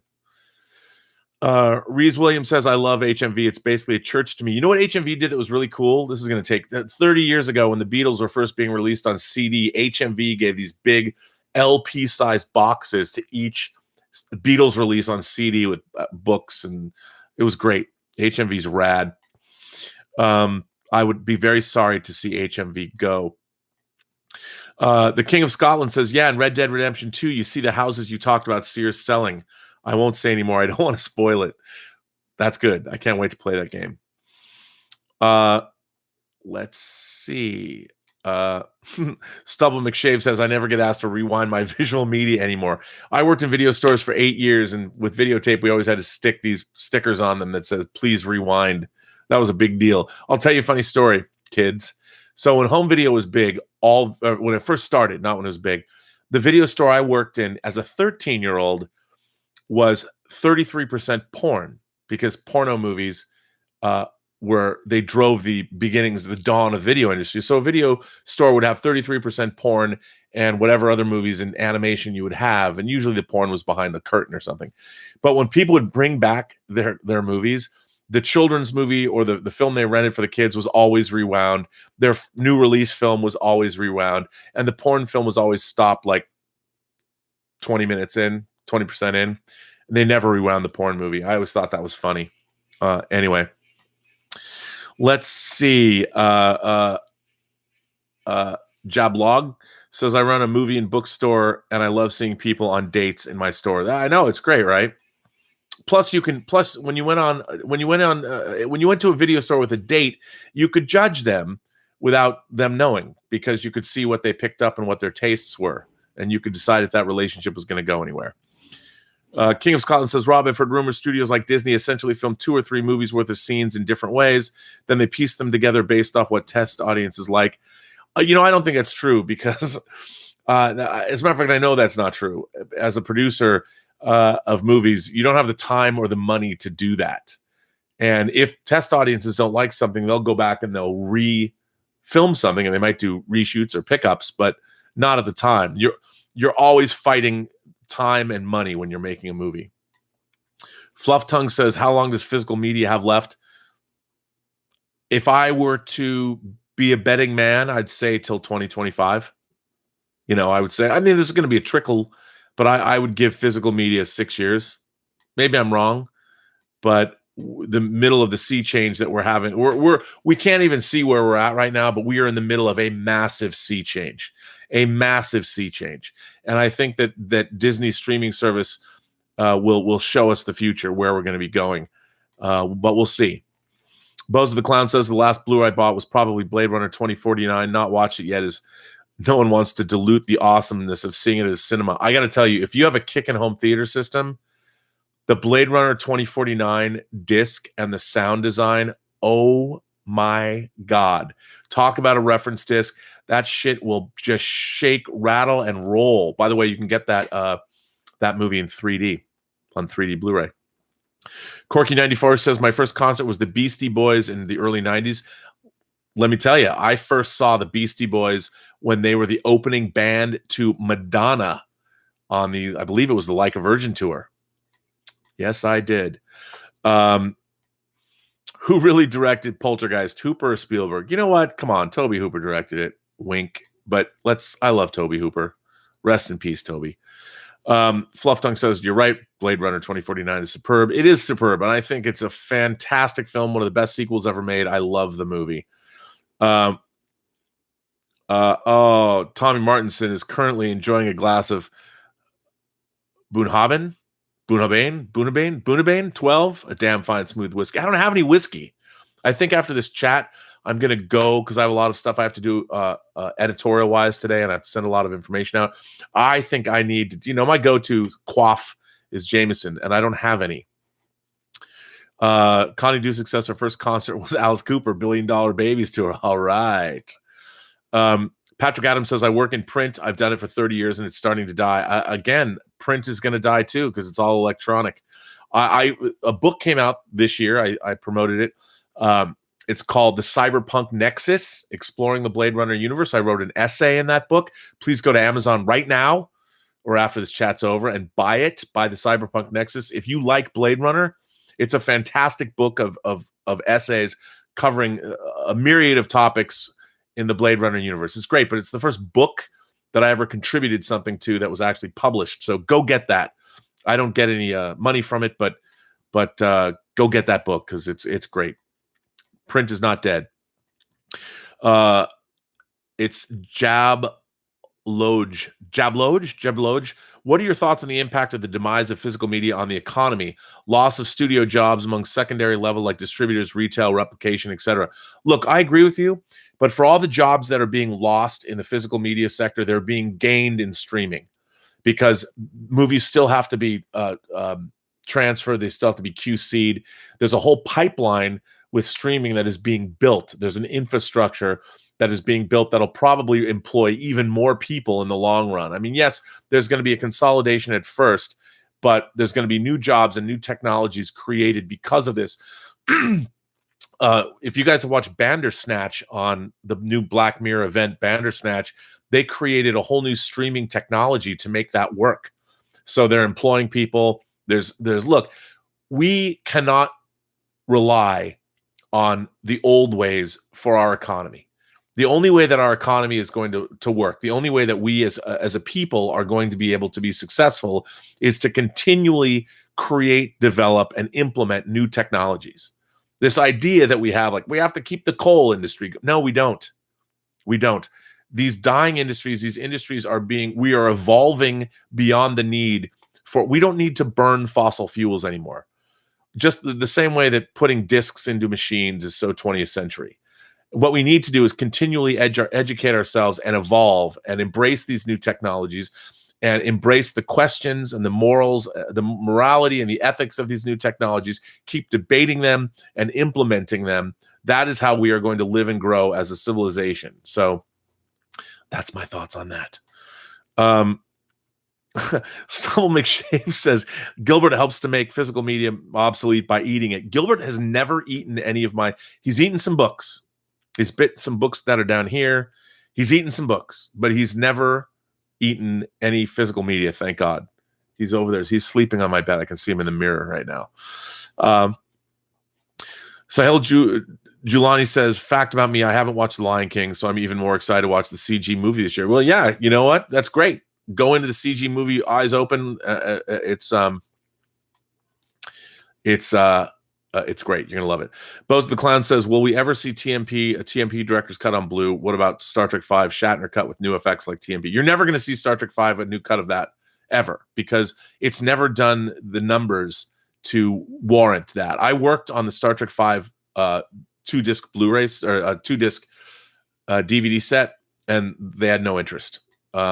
Star Trek the Motion Picture, maybe. We'll see. It is the 40th anniversary. And by the way, if you do not listen to the podcast I participate in, the Inglorious Trexperts, new episodes drop every Sunday. We're celebrating the 40th anniversary year of Star Trek the Motion Picture all year long.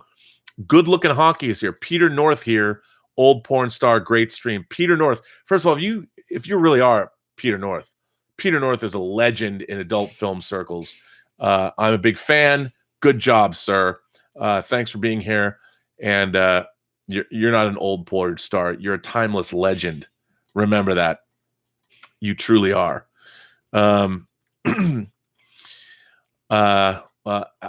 Jack Louise says, how do you like Eagle Moss's Star Trek models? Well, Jack, as you can see, I have a few here. I have the Enterprise. There's the K7. And I got the Mirror Defiant, the Mirror Enterprise. I really love the Eagle Moss models. I especially love the new bigger ones that they're making. They're great. The Galactica models are great.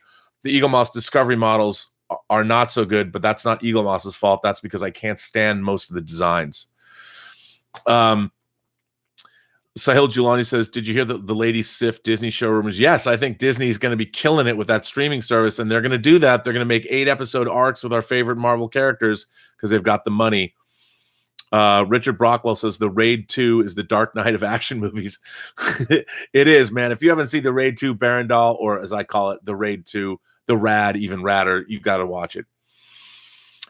Andrew C. Channel says, hey, Robert, do you know why Star Trek the Motion Picture, the director's cut, has not been released for Blu-ray? Yes, I will tell you why. Because Star Trek, unfortunately, because of the short-sightedness of Paramount at the time when that Blu-ray was started in 1999 and made in 2000 and 2001, it was finished at standard NTSC definition. It was never finished in high def. So it couldn't exist as a high def and HD or a 4K version. They would have to go back and redo all of the new effects. And they should, because it's the 40th anniversary of the motion picture. Who knows? Time will tell. I love the director's cut because a lot of the story points and a lot of the emotional beats are just delved into more specifically when Spock is crying and things like that. It's just a better movie. It's more fulfilling throughout, and I love the director's cut. So it does not exist. Patrick Adams says, I have the director's cut on Blu-ray Steelbook. If you do, it's not truly a high-def transfer. It's got to be an upscale. I think that there was a version they released in Italy, the Steelbooks from Italy, but it's not in HD. Goofy says, what's the easiest method for burying a body? I believe dismembering that body and then putting lye inside and a number of other chemicals, and do it in the woods where it's off the beaten track, and make sure that it's deep enough where animals can't immediately dig it up. That's probably the advice I can give you. Obi-Wan says, Pearl Harbor, the best DVD collector set ever. I still have it over the Blu-ray or 4K. I will have to take your word for that, you know? And what I love is that everybody loves what they love, which is fantastic, because we are here as part of the Post-Geek Singularity community to celebrate everything that we love. And if you love Peter North movies as I do, you can love those as well. Gramash says, yeah, by the way, why Disney hasn't done their Gargoyles movie yet? I don't know, man. I don't know. Jeremy Bailey says, Jesus is Lord, stay close to God and repent. You must be born again. John 3. Isn't it John 3, 6? Oh, no, I guess it's John 3. Romans, you'll be forgiven. God bless you all. Okay, I appreciate that, Jeremy. Thank you. I appreciate being blessed. That's nice. Thanks. Let's see. I'm getting to the bottom here of this chat. Let's see. Tommy again, who's drinking whiskey. How is that whiskey? You finished it yet? You're on your second? Oh man, hey, there's people have jumped onto the questions, have just jumped to the top. Here we go.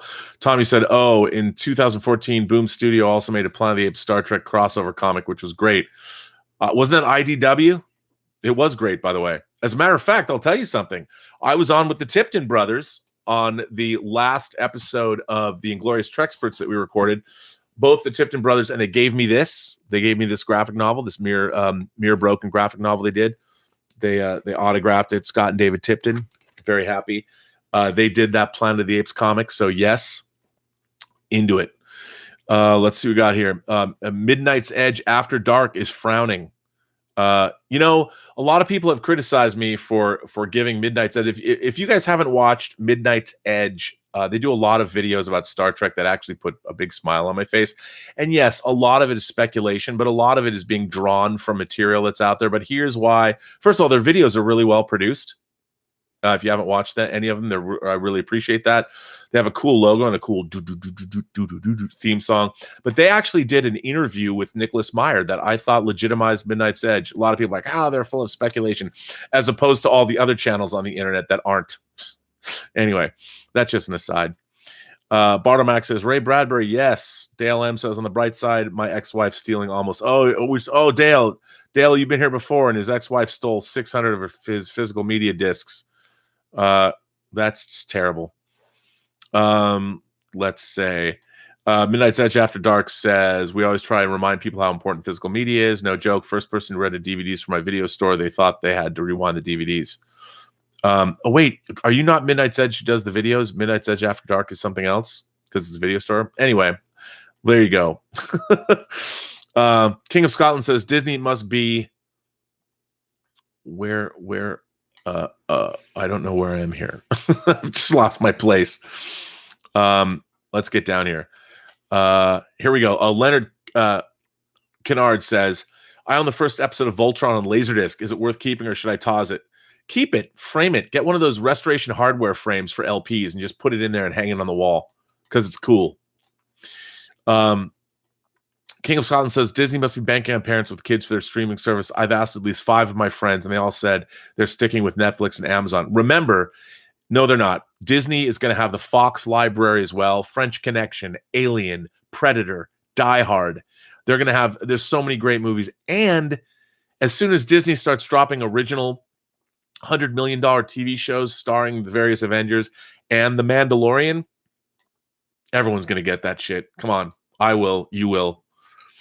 Power 543 Fan Films. It's Sam Cockings from Trek Yards is here. It's funny, I just got into Blu-rays, 4K Blu-rays in 2018, and I intend to build a large collection.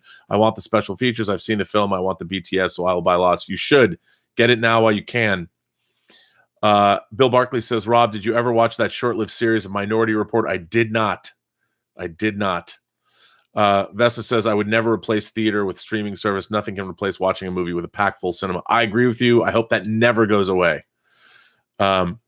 Vesta says, still remember when I watched Gladiator for the first time under the Starry Night with 100 other people. Gladiator, one of my favorite movies. I love that movie so much, and I can't wait for the Big Chief Maximus 12-inch figure to come out. Let's see. Captain Robert April says, the best version of Star Trek V, a fan-made Mystery Science Theater 3000 parody. You know, somebody actually sent me a redone version of Star Trek V. I think they're from Brazil, which was cool. That's great. Bill Barkley says, Rob, one of the great things about VHS was the despecialized version of the original Star Wars trilogy. Yes, although the despecialized versions now are the original versions of the trilogy on HK. Let's see. Everything is, I'm jumping around here. Captain Robert April says, if they ever figure out how to paint the damn windows, I might pick up some of those Eagle Moss ships someday. Well, you know what? The bigger ones are better. The bigger ones are better. Some of the bigger ones are better. Go to Trek Yards and see Captain Foley's review of every Eagle Moss ship before you buy. Everyone should go to Trek Yards. If you want to buy Eagle Moss ships, go watch Captain Foley's review. I love them. Jonathan A says, love the show. What do you think of Elon Musk as a pioneering transitioning to us to multi-planet? I think it's great. You know, a lot of people don't like Elon Musk. I've got friends that I dearly, dearly love who don't like Elon Musk.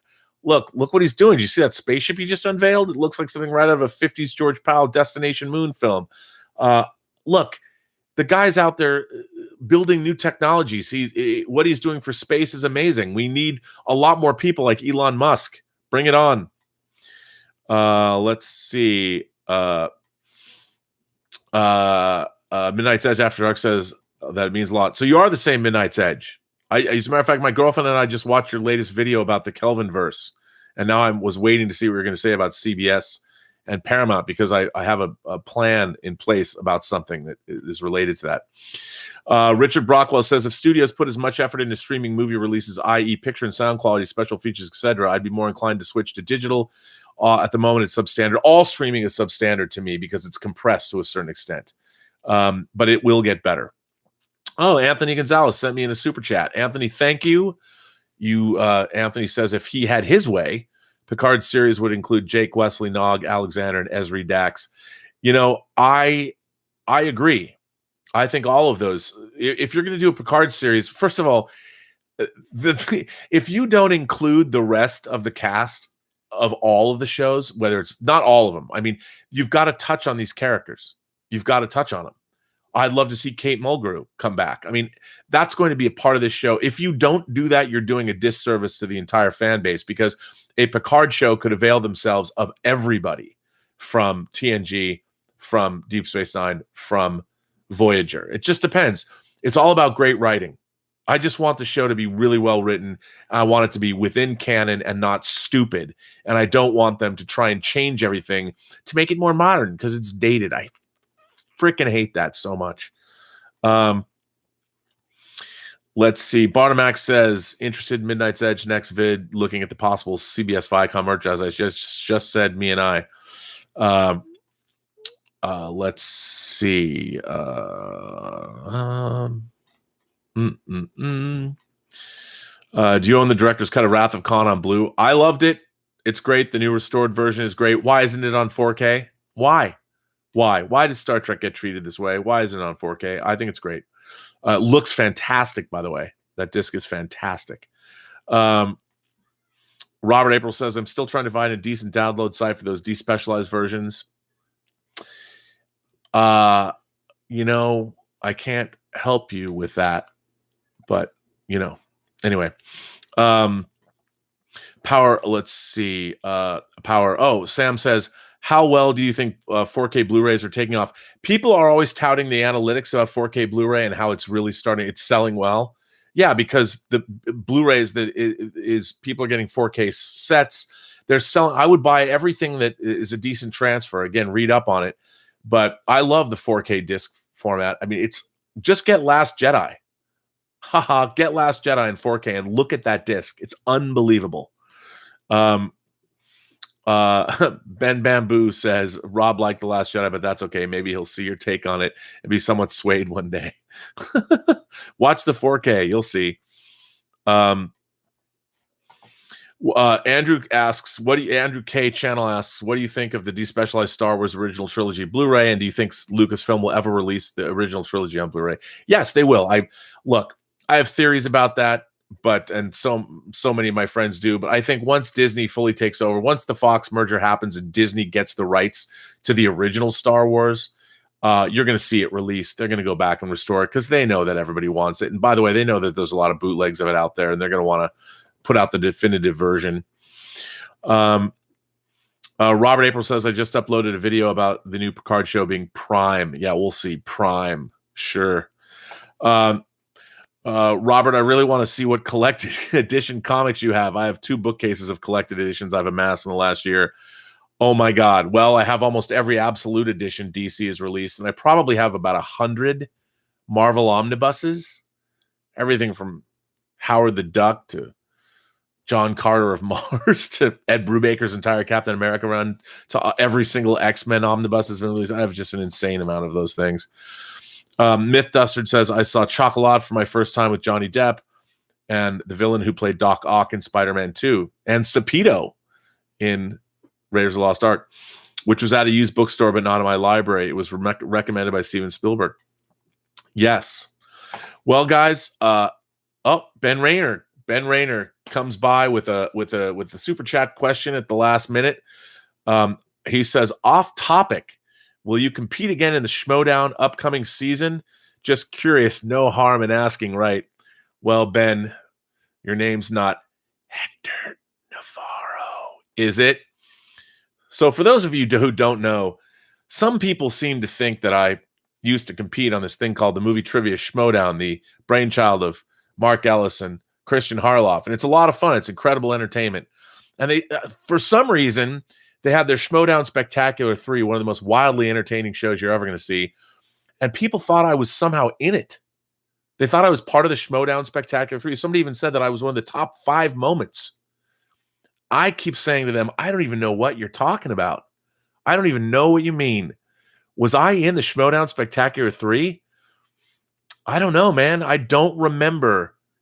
I do remember. When people bring this up to me, I remember the faint smell of fabric burning, but I don't know why.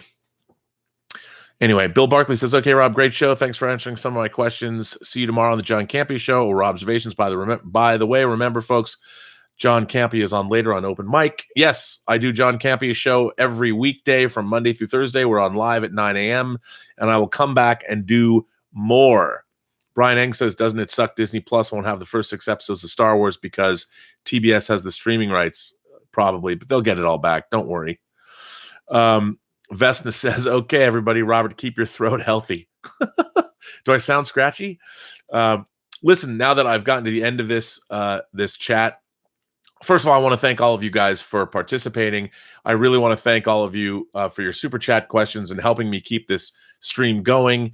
And I'm going to use those super chat dollars to bring better production value to these things and finally move into my Imaginarium, where you can actually see in the background all of my books, and I'll be surrounded by my Hot Toys figures and model kits and all of those things.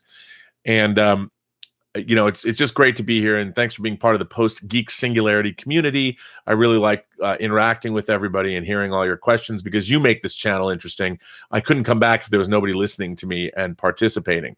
So please share this channel, subscribe to this channel, hit that little bell.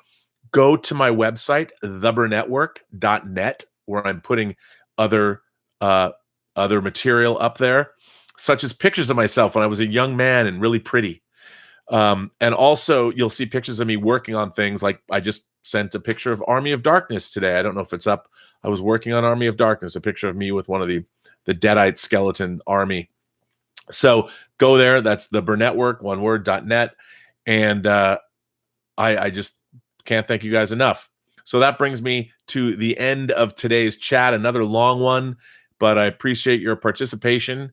And again, I really hope that I haven't seen a score, but Did the Chargers ever get ahead and take the Patriots out? That would be neat.